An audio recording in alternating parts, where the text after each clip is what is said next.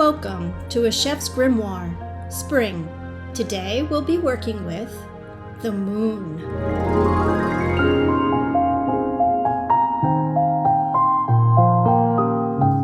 Welcome if you're brand new to this channel. If not, and you've been with me through the whole series that we've been doing in the Chef's Grimoire, then you will know that the first half hour of my videos, I concentrate on the major arcana. I concentrate on the card that we're going to be speaking about, the history of the card, the deep symbolism of the card, and then I present the menu that we'll be cooking today. And that's usually a good half hour of the video. Then the second half of the video is all about the cooking. So timestamps are in the description if you want to fast forward through the majors and go right to the cooking. That's entirely up to you. So this is the major arcana page, meaning that all of the 22 majors of the tarot are on this page. And they're laid out in such a way that I have 7 cards in the first line, 7 in the second line, 7 in the third line. And our Fool, who takes the journey, is over here. Fool is numbered 0, and the rest of them start from 1 to 21. The first line here is known as the line of conscious. So it's in our lives, in our journey, it's where we meet our teachers. It's where we're taught by others. We haven't yet formed our own opinions, and are basically sponges, soaking in the world and bringing it into our everyday to-day life. You move on to the second line, and that's all about subconscious. This is where we take the first line and start to process within our minds, within ourselves. Then we move to the superconscious level, where you're very aware. You've taken both of these lines and you've incorporated it now. So you have more expertise about life. You've processed everything, you've put it into categories in your filing cabinet of your brain, and now you're bringing those qualities into the world, into your project, into your new way of being. So that's the major arcanas in a nutshell. Now, we've done videos on all of these cards. We're now on the third line of the majors, and we are with the moon.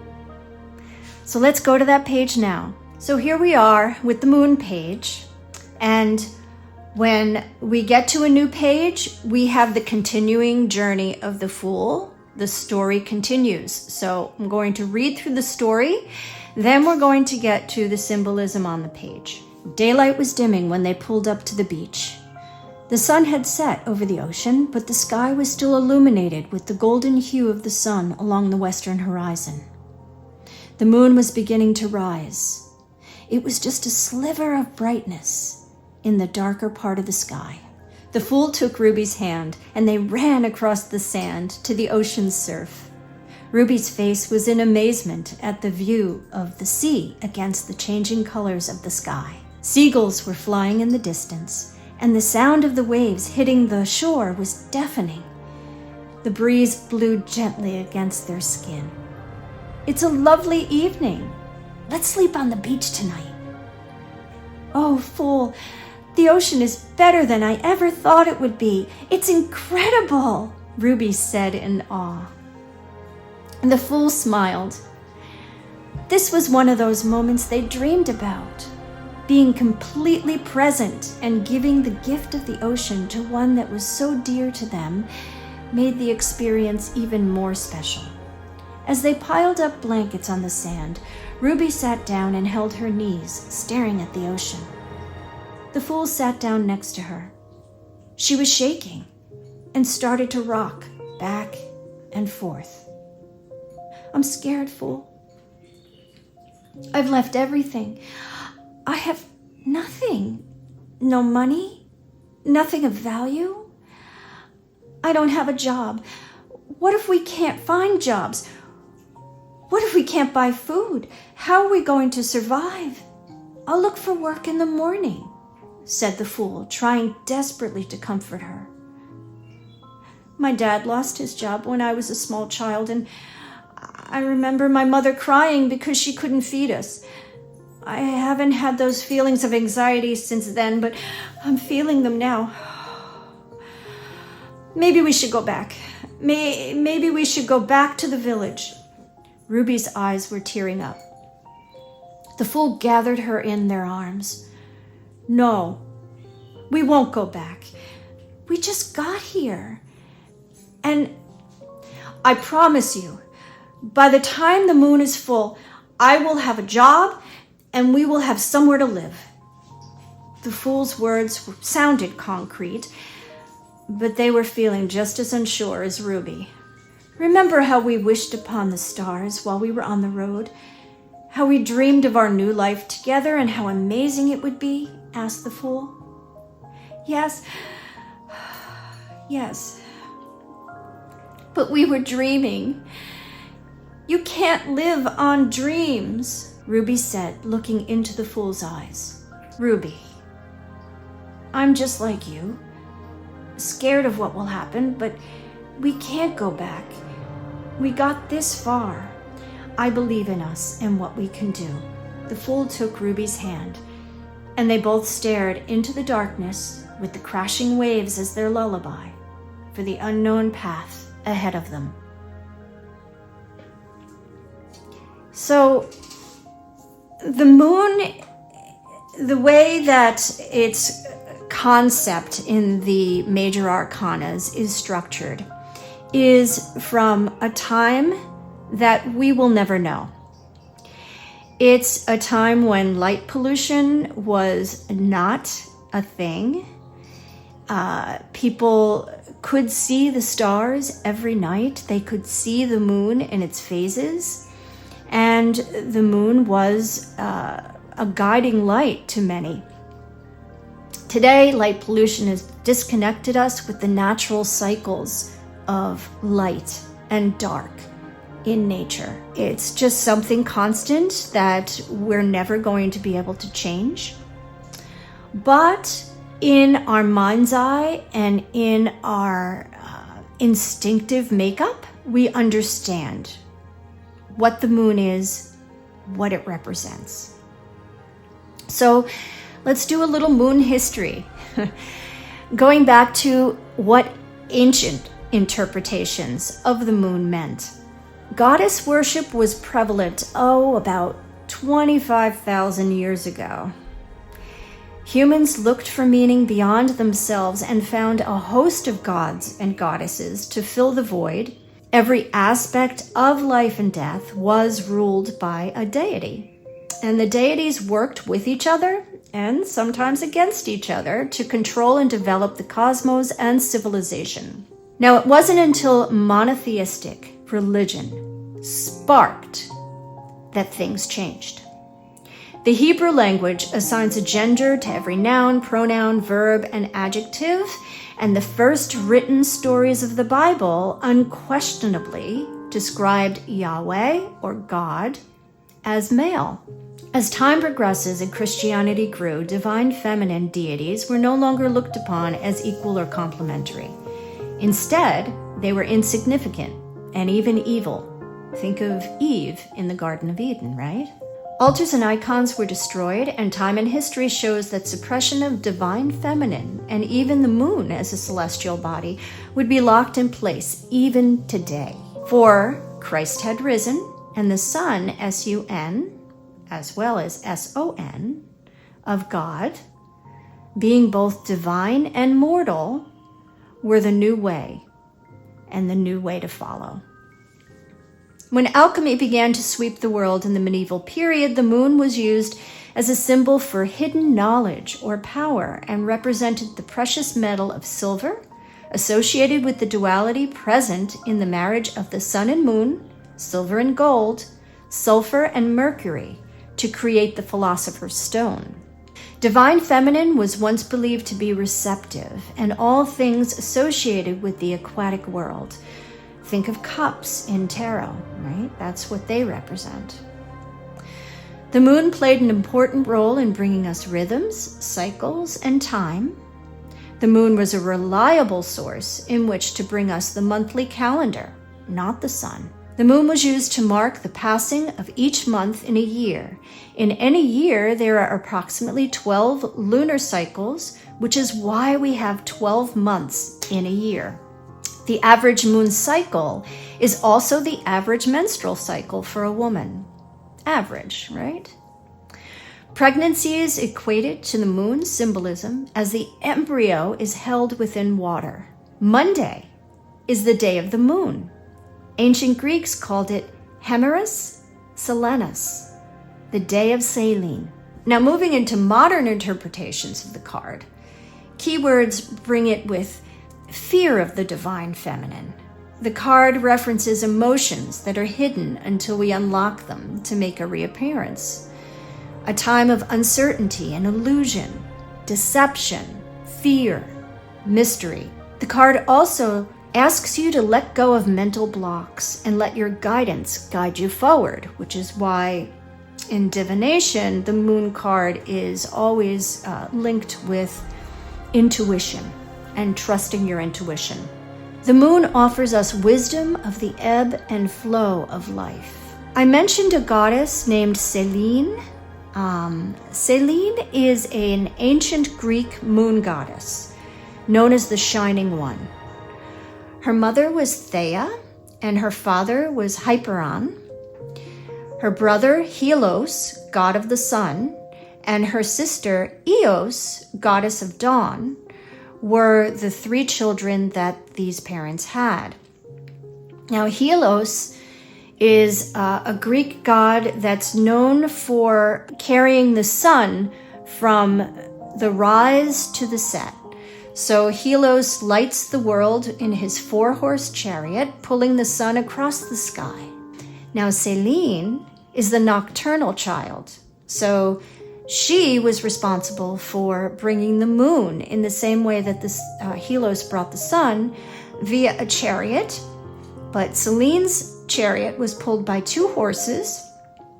Very ancient depictions of her have the horses being replaced with bulls.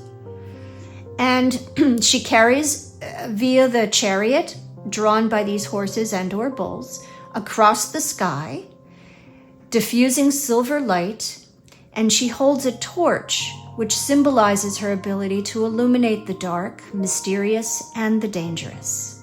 Now, the bull's horns, again going back to way ancient depictions of this goddess, when they're turned on their side, they represent the crescent moon. So in statues of Selene, she would often have a bull's horn turned on its side over her head, which looked like a crescent moon. Now, stories of Selene have her having many love affairs, but none were as true as when she falls in love with Endymion, a mortal cast by Zeus into an eternal sleep. In his sleeping state, Selene and Endymion cannot be together, so Selene must be content to watch him from the night sky. And as she drives her chariot through the sky, she occasionally sweeps down for a stolen kiss. Did you ever hear the phrase, to be kissed by the moon? That's where that comes from. Pisces is the zodiacal sign attributed to this card. Now, you would think that with the moon, if those of you that know astrology, being the moon, it would be Cancer, the sign of Cancer that would be associated with this card. But Pisces was chosen because the Piscean person has a willingness to dive into the subconscious in order to lead them to a higher understanding. So because of those traditional values of that sign, it's more fitting to the moon. Now, the ruling planet is Neptune.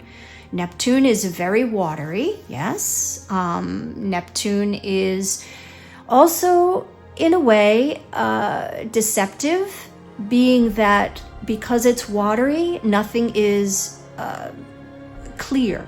Everything is kind of muted with Neptunian influences. And of course, the element is water, right? We have a ton of blue in here.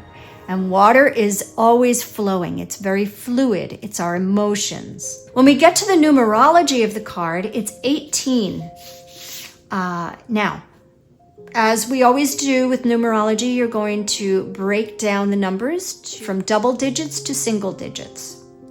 So you take 1 plus 8, because the card is 18, and it becomes 9. In numerology, the number 9 is the final number in the cycle of the 9 numbers and is symbolic of endings. Therefore, the change that the moon represents is a cyclical change, not an abrupt change like death or the tower, but instead a natural ending, which should be expected. The 9th card in the major arcana is the Hermit, right? So it goes back to the Hermit, who carries a torch, if you remember. And now we know where that source comes from, right? From the goddess Selene, who carried a torch in order to illuminate the dark, mysterious, and dangerous. The Hermit holds out his lantern for the very same reasons, right? He can only see as far as the lantern light. Everything beyond that is unknown. So the other thing to know about the number 18, when we break it down into the single digit of 9, is that it's probably linked to the 9 lunar cycles it takes from conception to birth, right? 9 months we give birth. And in that 9-month waiting period, it's unknown. We don't know. Today we have technology, we can see the baby even before it's born, all of that. But way back when you're pregnant, well, also being pregnant means childbirth, and childbirth was a complete unknown, where a good number of women died in childbirth because they just didn't have what we have today, right? To keep you safe and to know what's going on in your body in order to, quote unquote, control the process. So it was a very unknown, mysterious, and dark and dangerous time.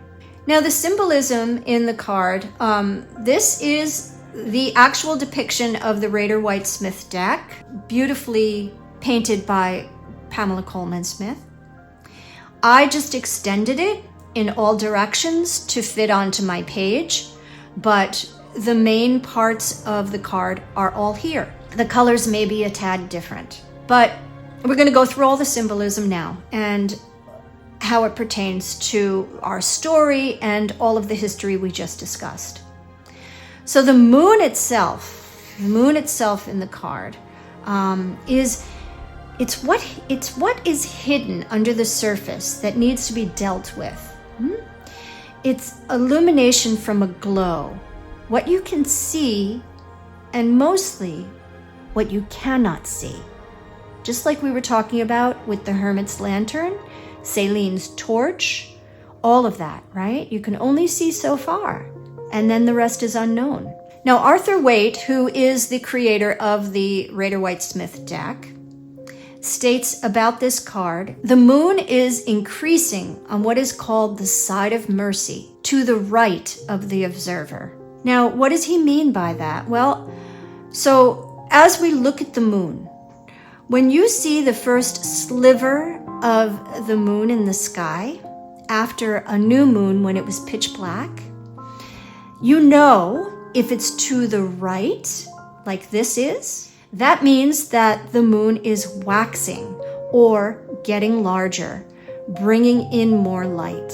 It's a very challenging time, as think of ourselves, right? When we're gaining knowledge, our brains are on high-speed internet, basically, because they're absorbing all of the information.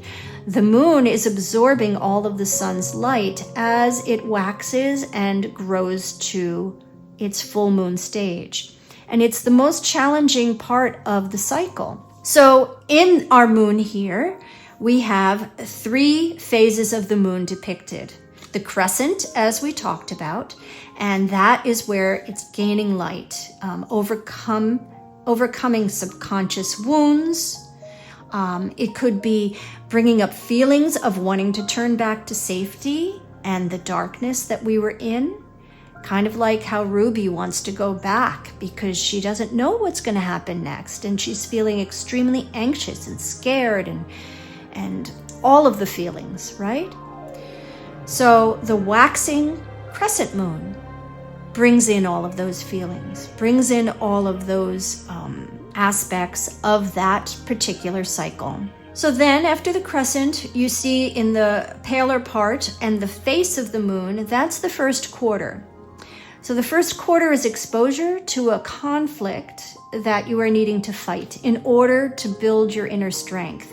So when the phase of the moon gets to the first quarter, it's now established an understanding that it's bringing in light to itself, and it's going to progress on. It's going to fight in order to get to the full moon stage.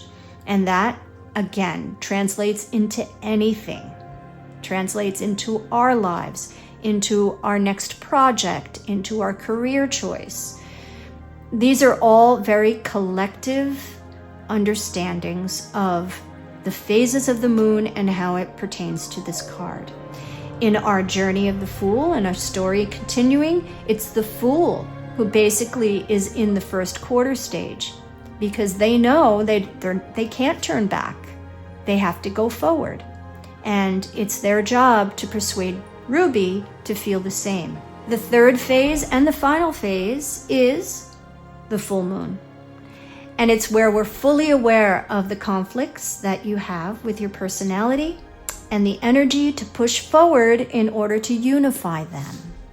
So with our personalities, we have, and we're going to talk about that here with our 2 canine friends. There's always duality, right? There's the tamed side, and then there's the not so tamed side. And we've touched on this with other cards, right? Temperance, bringing everything of those aspects into balance. The Chariot, using those 2 opposing forces to push you forward, to bring you to the next level. So many of the other majors go into a lot more detail on the dualities of the suppressed nature. But this moon card is where we really have to see them for what they are. So the face of the moon, right? That's in the first quarter. The face of the mind directs a calm gaze upon the unrest below. The dew of the thought falls, and the message is peace, be still. And it may be that there shall come a calm upon the animal nature, while the abyss beneath shall cease from giving up a form. That is a direct quote from Arthur Waite about our moon. The way that Arthur Waite describes it in the pictorial key of the tarot, again saying the face of the mind directs a calm gaze upon the unrest below, which means the moon is looking down. And to me, that carries over to that beautiful story of Selene being in love with her sleeping mortal, and at night she would steal stolen kisses from him as she goes across the night sky, looking down upon him, right? Watching over him. It's a calm gaze. It's a loving gaze. And that's where all that femininity of the moon comes into play. It's not harsh light like the sun. It's soft light. It's moonlight. It's silvery light. So the gaze is also in that same vein. It's very soft. Now, the picture of the woman in the moon could be, it's not really stated as such, but it could be Selene. We know that the element of this card is water, and it's depicted as so. It's got a lot of blue in the card. Deep blues, light blues.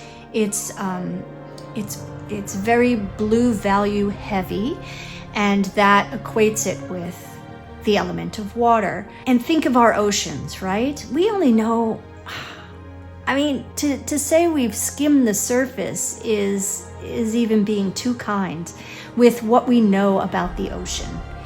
It's still the depths of mystery. And water is unknown, but it holds secret knowledge. It can be thought of as the universal mind or the collective unconscious.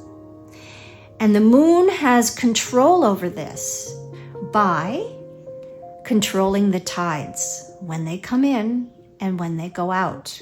So it's controlling our subconscious over our conscious, and vice versa. Now, out of our watery depths, we have a crustacean coming out. There's a little story about this crustacean, right? We're talking about Greek mythology with Selene, the moon goddess, and everything to do with her and the moon. Why not also bring into play a friend called Carcanus, right? Now, that is the little story of this quote-unquote crustacean. In this card, it's depicted as what looks to me like a lobster. It could be a crayfish, yes. We're going to talk about a little crab that became immortal by a goddess. It was an old Greek mythological story called the myth of Carcanos. And Carcanos means crab in ancient Greek. Carcanos attacks Hercules on Hera's orders. Now, Hera was the wife of Zeus. Hercules was fighting the Battle of Hydra of Lerna, and he sees this little crab coming up to him, right? And the crab has orders from the most divine goddess there was at the time to, strike and hopefully kill Hercules, this little baby crab. So Hercules sees this crab coming up to him, and he kills it, because it's a distraction from what he was doing. So he kills the little crab, and I know that's super sad, but Hera was extremely gracious and very grateful for the efforts that this little crab did for her, and she rewards him by turning him into the constellation of Cancer in the sky. That's how we get that astrological glyph or little icon of the crab being Cancer. It's all about that story of Carcanos. English usually uses one word to describe a billion other things, which is why it's the most difficult language to learn. Cancer also means the disease, right? So we have Cancer, the constellation of the astrological zodiac, and then we have Cancer as a disease. Hippocrates, who was a doctor, philosopher from 460 to 370 BC, used the word cancer to describe lesions or a type of tumor that resembled the shape of a crab. And we still use that word today for the same thing, really. Now, the modern symbol for Cancer represents pinchers of the crab, right? So the constellation is the pinchers of the crab, these little tips of their claws, right? But Cancer has been represented as many types of creatures, usually those living in water and always those with an exoskeleton, whose symbolism is suggested as a duality, right? Because the frustrations of living amongst the water and land. It's the early stages of consciousness that are unfolding and a primordial state of what we evolved from. That's all that symbolism in that teeny tiny little guy. Now, as with the 3 phases of the moon, we also have more or less 3 layers of Earth here, right? So we have the light green, we have the dark green, and we have the blue mountains in the background. These represent the 3 stages of our consciousness, right? So the foreground is our conscious.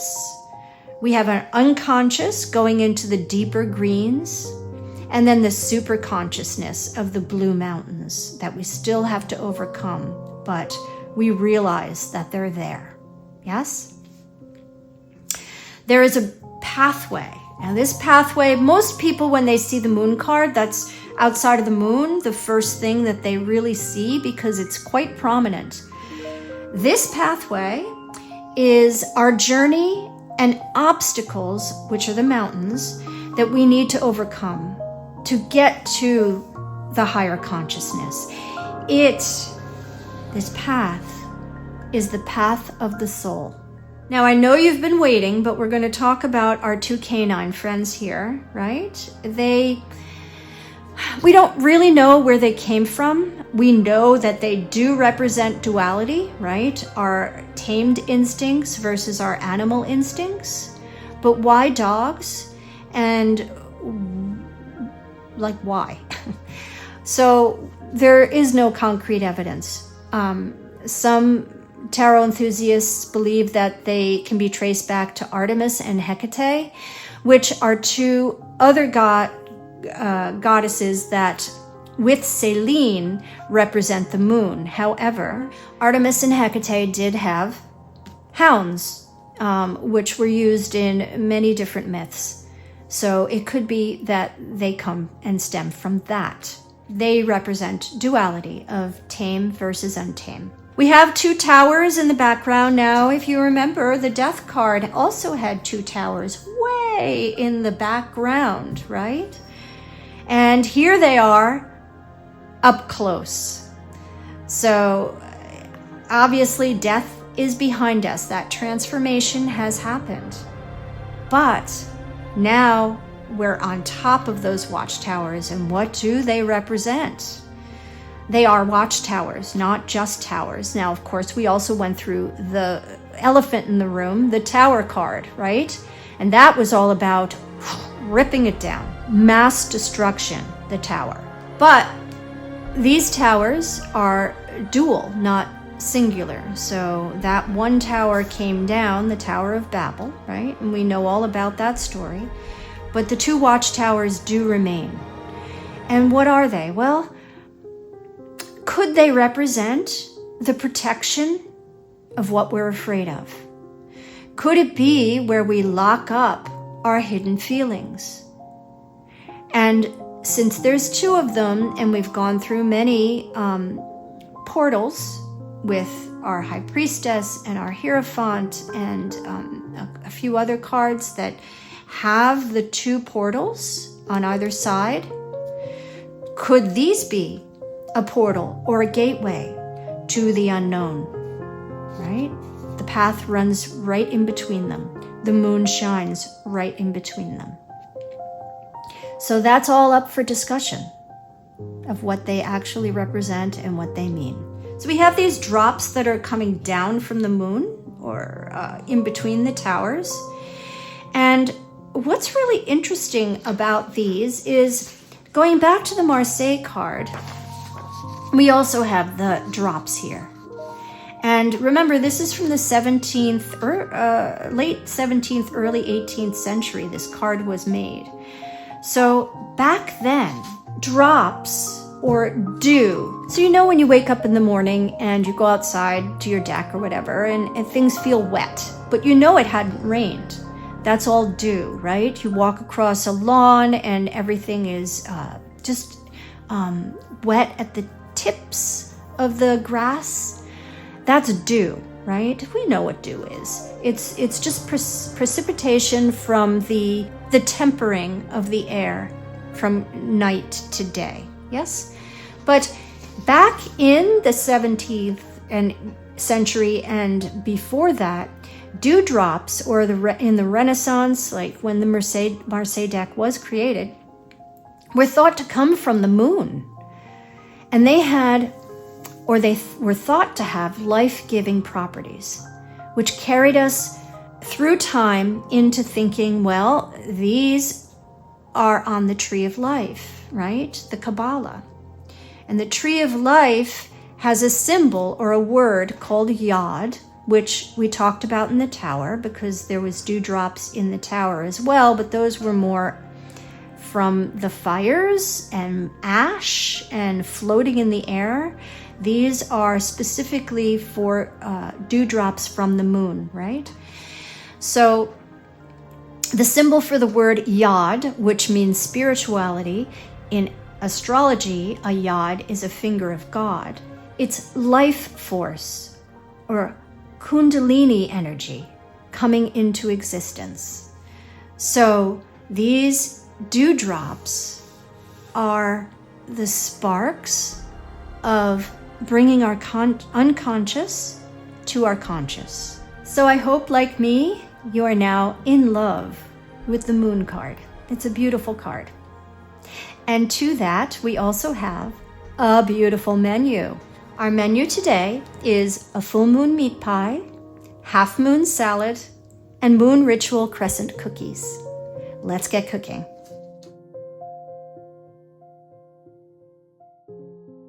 Our crust for the moon pie consists of flour, butter, ice water, vinegar, and salt. To a food processor, you're going to add your flour and the salt and the butter. Now this butter is ice cold and I've put it into cubes to have the machine work a lot less. Pulse it a few times just to incorporate the butter into the flour. Then you're going to add your wet ingredients, the water and the vinegar. You're going to turn it on until the dough comes into a ball, just like this. Now you're going to take the cold dough and put it either into plastic or invert a bowl over it if you're going to use it right away. But plastic will help you if you're going to store it for long term, like the refrigerator for up to a few days or the freezer. But you want to refrigerate it at least an hour before using. For our filling ingredients, we have potatoes, ground beef, ground pork, celery, salt, an egg, minced garlic, butter, couple onions, and an array of warming spices like cloves and allspice, ginger, Aleppo pepper, and this beautiful piece of nutmeg. We're going to start by breaking down the onions further. So I'm going to take the stalk end and cut it off so I have a flat surface against the board. Cut down and through so you have two halves with the root attached to both halves. We're going to do that just the same way to the second onion. Get it all prepped out. And we're going to peel all of the onions. And once we have our pile, we're going to start to chop them up. So you're going for the stalk end, then following the natural lines of the onion. And you're going to pinch the outside, taking your knife and cutting into the first slice that's still attached. Now we're going for a medium slice. So I'm going to do maybe 4 or 5 slices all the way through and then cross cut them. And it's going to fall into that beautiful medium dice we're looking for the pie. Now you're going to run out of real estate. Flip your onion so the root end is facing the ceiling, make a slice, turn it back, and make a few more slices until you have that little nub you can put into compost. Working with the celery now. The tops, well, first of all, we need to trim them out. So we're going to trim the bottoms and we're going to trim the tops. If there's any celery leaves, you can certainly leave them or you can remove them like I did here. Now the tops of these celeries are the width that I want, but the bottoms are too thick. So I'm going to leave the tops as is, but I'm going to slice through lengthwise all of the bottoms of the celery. So now, once that's done, all the celery are about the same size. Now, just like the onion, I'm going to cross-cut them. And this is more or less a medium dice. To prep our potatoes, we're going to peel them all. And then once they're peeled, we're going to cut them into quarters. Now, my potatoes all seem to be about the same size, so I'm going to do them exactly the same way. But if yours are bigger or larger, just make sure you're cutting them to about the same size. Once that's done, pop them into a pot. Add a good pinch of salt. This is pretty much the only seasoning they're going to get. And cover them with water. Then turn your flame on, bring it to a boil, and then simmer for about 15-20 minutes or until they're easily pierced through. We're going to have another pan going while the potatoes are simmering. Melt some butter into it, and then add your onion. We're looking to get these onions golden brown. You could even go a step further and caramelize them. Whatever flavors you bring out from the onion, it's only going to intensify your gorgeous flavors into the pie itself. Now this is the onions after about 30 minutes. I'm going to add the celery and the garlic, pinch of salt, and that spice blend that I combined into a little deli container, just to make it easier to pour into the pot. Toast up those spices a little bit, maybe half a minute, and then add all of the meat. Now this is where you're going to get a workout, right? You're going to be bringing what's on the bottom up to the top and try to get the meat incorporated with all of that spice mix. Now I've just added a little bit of the potato water. Now the potato water has all that salt in it, remember, but it's also got starch in it, and that's going to help to bring the meat to the consistency we want. Now our potatoes are done. You can see they're easily pierced through with no resistance. We're going to strain them out.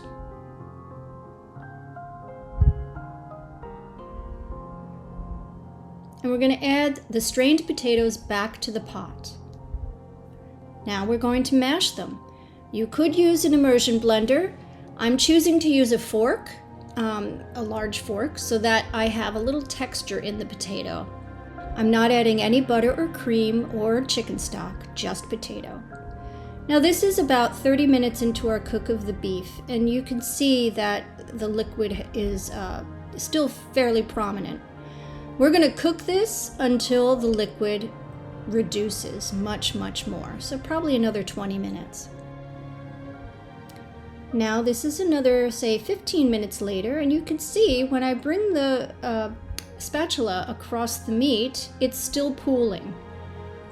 This is another 10 minutes later, so we're now 45 minutes in, and this is what you want. You see how I pull the spatula back, and it pools very slowly.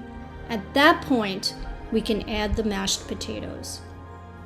And we're just going to stir them in until we have a beautiful filling for our pie. And once our filling is all incorporated, we're going to let this cool to room temperature. Now for the pie crust. I have 2 pieces of parchment paper I cut.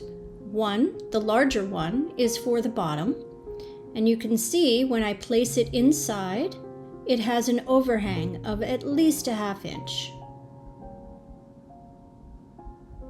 Perfect. And then for the top circle, it also has an overhang of about a ½ inch. So let me show you how I cut these circles. I have a half-sheet piece of parchment paper, and I'm going to fold it on itself so that it's like a book. Now I'm going to fold it again so it's like a greeting card, holding the bottom, and all of the open sides are at the top. Now I'm going to fold it into a cone shape. Again, all the open sides are at the top and the folded side at the bottom is closed. Fold it on itself again once. Now you have 3 tiers, and you're going to cut at the lowest tier, right around in a circular shape, and you have your round. This round is exactly 12 inches. Let's measure. Bang, 12 inches. So we have our dough that's been resting in the fridge, and it's still cold, but we're going to use the classic technique of rolling it out. So you have a little flour down on your board, And I'm using a French rolling pin. And I'm going to make sure that with every roll, I turn the dough at least 1/4 inch. That way you know it's not sticking to the counter or whatever surface you're rolling it out on. You're going to continue to roll until your shape is the same size as the bottom round of parchment paper. So let's see how we did. All right, I'm a little over. So if this happens, which is a good thing, you then take a knife and you trim it, and you use your circle as your guide. Now all these scraps we're going to use, so just put them aside for the moment. And I'm going to take my round that is about 1/4 inch thick all the way around. That's important too. And I'm going to put it back on the parchment paper and then onto a sheet pan and refrigerate it while I work with the rest of the dough. Now I have my refrigerated bottom piece. I did the same thing for the top piece. It's in the fridge. And to move it from the parchment into my vessel that I'm going to use, I just roll it onto the rolling pin. And then I can move it wherever I want and roll it right over your vessel. And then you're going to look to bring the dough into the bottom of the pan. Now what I'm looking for here is no air gaps. So make sure that the dough touches the bottom of the pie plate and all of the sides are pressed into the sides of the pie plate. And double check your work here. Make sure that the bottom has no air bubbles. Good to go. Now this is our meat filling. I refrigerated this once it came to room temperature, and I also put it into the pie plate before adding the crust just to make sure I had enough. That's why it's in the form it is. But I just picked it up, put it into the pie, and you need to press this filling down into the pie plate. The more you press, the better it's going to be to slice, because if it's pressed in well, it won't crumble when sliced. Now for the top. Again, this top has been refrigerated after I rolled it out. And I'm going to just place it on top and then bring the overhang from the bottom over and up to the top, just like this.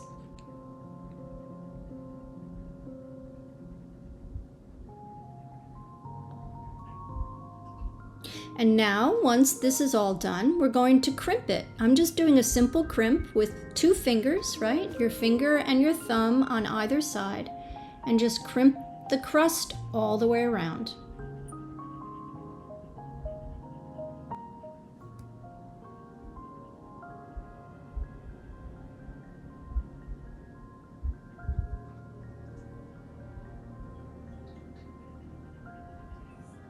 All right, we're happy with our work.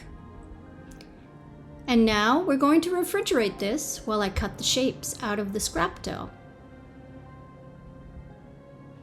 Now I made a little template for myself because I wanted to do the 8 stages of the moon. So we're going to start with the full moon. I have a round cookie cutter. I'm just going to cut a round. That's going to be our full moon that's going to go in the center. And now we're going to do our crescent moons. I'm using that same round cookie cutter, and then I'm going to offset the cookie cutter to give me not only a crescent moon, but also a gibbous moon. This is the crescent.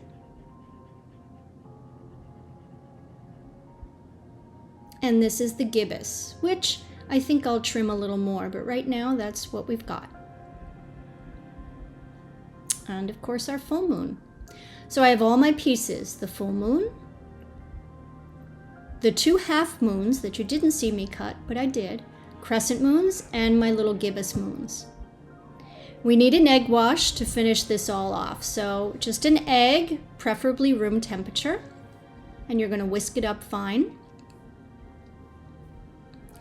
And then we're going to paint the whole cold pie with the egg wash.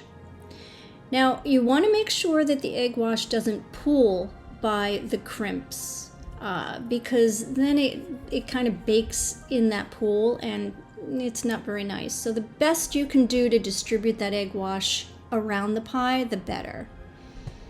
Now I'm going to go for the design that I had in my head and put on paper. So this is where you can play with the pie to your heart's desire, making it as beautiful as you want. Having glazed at the bottom, the pieces on top kind of move around a little bit, so it's easy to, make it all perfect. Oops. I'm gonna put that there and this here. Yeah, that's looking nice.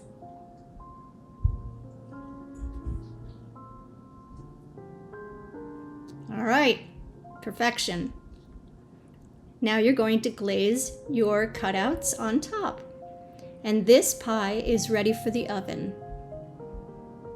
It's going to take about an hour in a 375 oven.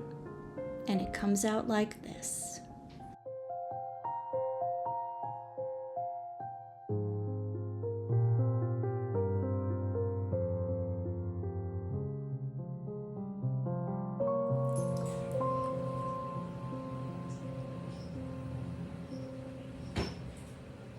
Yes, it's a labor of love. But for the moon, it's worth it. Yeah. Look at how high it rose, too. Isn't that beautiful? Woohoo! A summer full moon meat pie. And this beauty can be eaten cold, which I actually prefer when it's 90 degrees outside. Or you can heat it up, reheat it. Yeah. Let's dive in.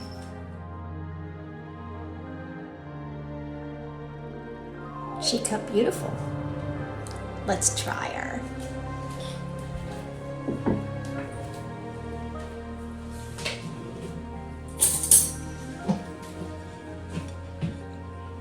Okay, beautiful piece. It stands up really nice. You have to pack it down, the meat in the shell, because if you don't, then it'll crumble. Kind of like that piece right there. See, it's kind of crumbly and not compacted. So when you're putting the meat into the crust, make sure that you pack it down well.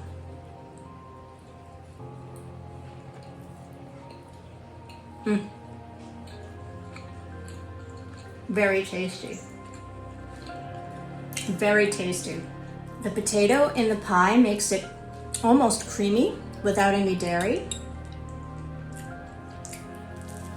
And the crust is very flaky, a summer meat pie. This is perfect for a picnic. If the moon is full. I know by me, there's a mansion called Lyndhurst, and it's sprawling grounds with this gorgeous castle-like structure in the background. And when the moon is full, you can bring your picnic with you, and you go and you sit on the hill with that gorgeous mansion either behind you or in front of you, however you want to situate yourself. And the moon is gorgeous right above. Bring this with you. And the salad and the cookies, the whole meal, right? For a little picnic outing to watch the full moon. It would be amazing.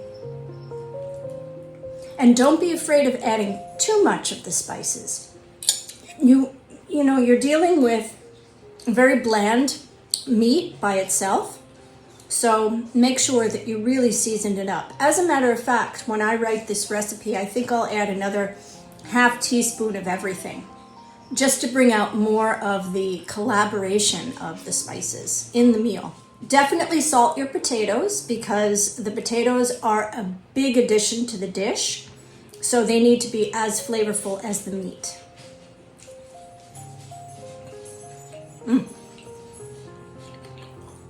Delicious. Now, I chose not to add any other vegetables other than the potatoes to this pie, but you could add any vegetable you like. You can add maybe even some tomatoes if you wish. You have fresh tomatoes. You can add green beans, cauliflower instead of the potato. You know, the sky's the limit with what you can do with this pie. This is just bare bones. You can even add a gravy to it if you were going to serve it hot. Or a mustard sauce, if you're going to serve it cold. But, you know, it's a labor of love. So make it the way you want it.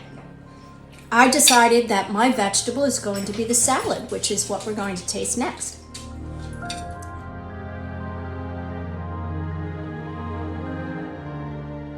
Mise en place for our salad consists of kale, a large ring and a squeeze bottle. These are elective but useful. Carrots, cucumber, and raw cashews. For our salad dressing, we have olive oil, lime, apple cider vinegar, maple syrup, roasted red pepper, garlic, Alehi salt and cinnamon, Aleppo pepper, and cumin. Now to toast our cashews, I usually do this in a pan, but I'm going to do it in the oven because the oven is still hot from baking off the pie. So I'm going to pop them in the oven and watch them carefully. Now, for our dressing, easy peasy. All you need is a little mini food processor. You're going to add pretty much all of the ingredients except the olive oil.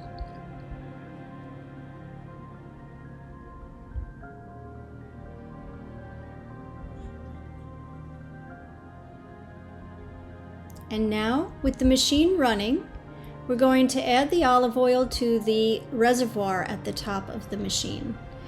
Done. Now don't let it go without tasting your work. You want it to coat the back of a spoon just like that. Delicious. Again, this squeeze bottle is elective, but I'm going to fill it up with the dressing. And anything that remains in the food processor, I'm going to use to massage the kale. Now to grate the carrots, I'm doing it manually with the large holes on a box grater. And then add the carrots to the kale. All the rest of the dressing, or probably about 2 tablespoons, is going into the kale salad, and here I go with my hands massaging it. I wish somebody would do this for me. Now for the cucumber. Again, I have that ring. It is elective. Now I have this mandolin. Be very careful with mandolins, guys. They could do damage if you don't pay attention. There it is. I like that. So I'm going to continue to go through the cucumber at this width.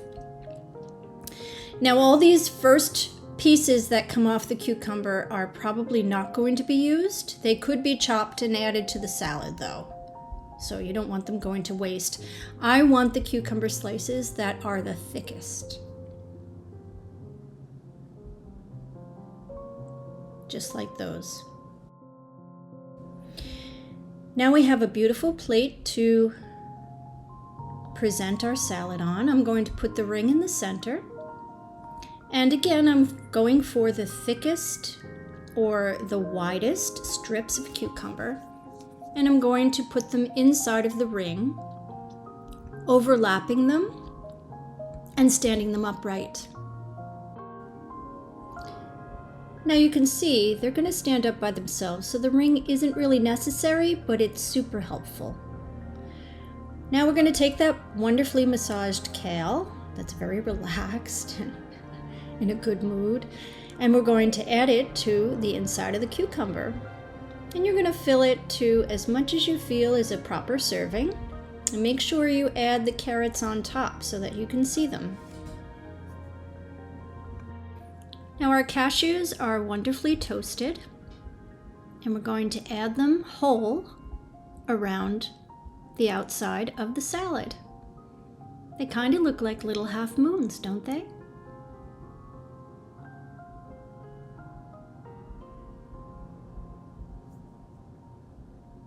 So this is where our salad dressing comes in. Now remember, the kale already has a little salad dressing on it, so this is just a little extra to garnish the dish. The squeeze bottle, again, is elective.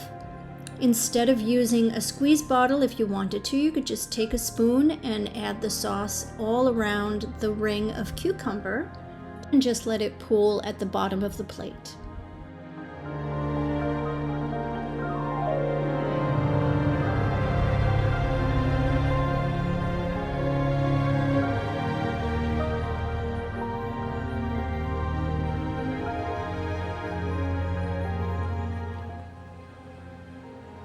So plating, like a Michelin star restaurant, is not difficult. I had a round that helped me, but you could do this without a round. You certainly could. The cucumber, when they're fused together, they'll stand up by themselves without having any support around them. I just happen to have that big round cookie cutter. I love the little toasted cashews on the outside that resemble half moons. Nice, right? Let's try. So I just cut into the cucumber so I can get a little bit of the salad.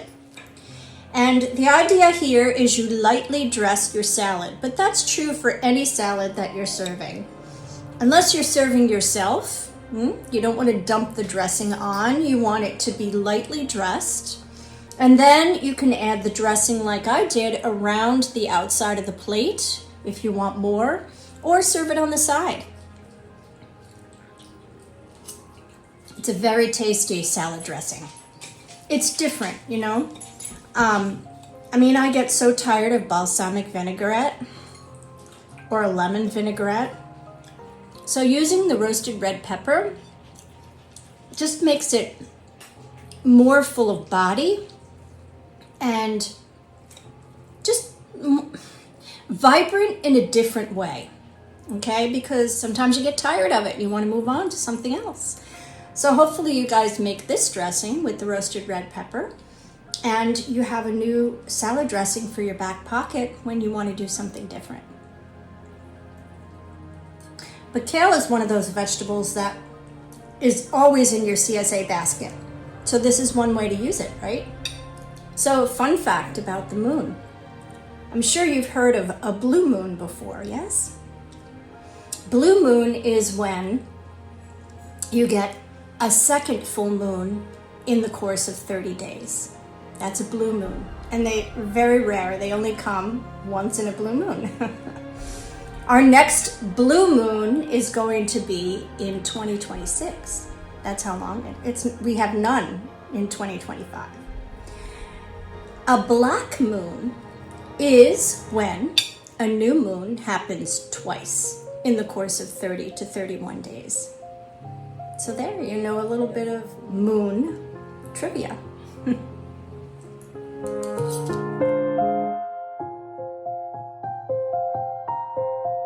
Mise en place for our cookies consists of flour, powdered sugar, maple syrup, vanilla, almond extract, sugar, softened butter, an egg, cinnamon, baking powder, and I have a crescent moon cookie cutter.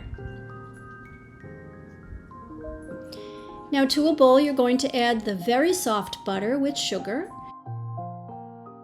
But you're looking for the butter to be creamed with the sugar very well. Then add your baking powder and your egg, your maple syrup, your vanilla, almond extract,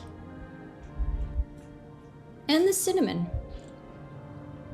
Now you're going to mix this together very well. I chose to do this by hand, so I didn't have to dirty another appliance, but you could put it in your KitchenAid. Now when you add the flour, you're going to add little by little. And I changed out my whisk for a spatula so that I can fold in the flour, keeping the loft and the dough as aerated as possible. Now your dough should feel supple, but not too sticky. If it's too sticky, then you're going to have to add more flour. But be mindful that you don't add too much because then you'll have a dense cookie. Now the dough is supple, as I said, so you don't need a rolling pin. You could do this with your hands, but the rolling pin will give you a smoother surface. You're looking to get about a 1/2 inch thick on the dough, and then you can press your cookie cutter shapes and pop them onto your sheet pan that's lined with parchment paper. Now these are our cookies that have been baked and cooled completely. And we're going to dust them with the powdered sugar. And a little sprinkle of cinnamon.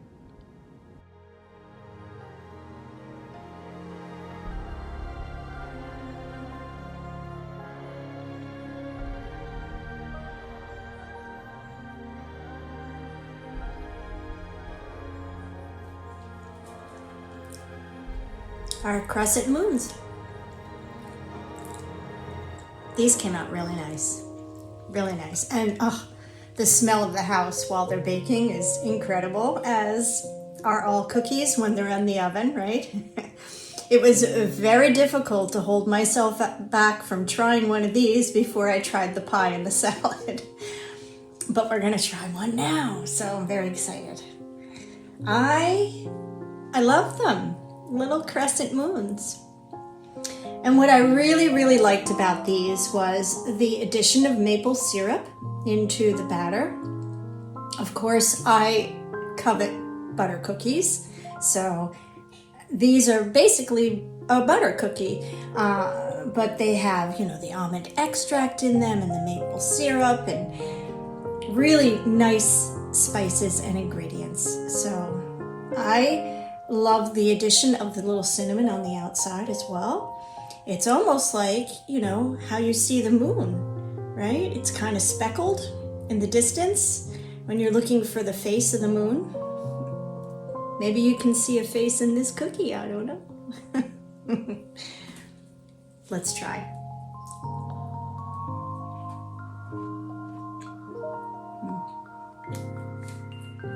They're very nice. The vanilla comes through, a little bit of the almond, lots of cinnamon, and that powdered sugar finish just brings the sweetness level up a notch. Really nice. They're a very tender cookie, considering we re-rolled a lot of the scraps. They stayed nice and tender.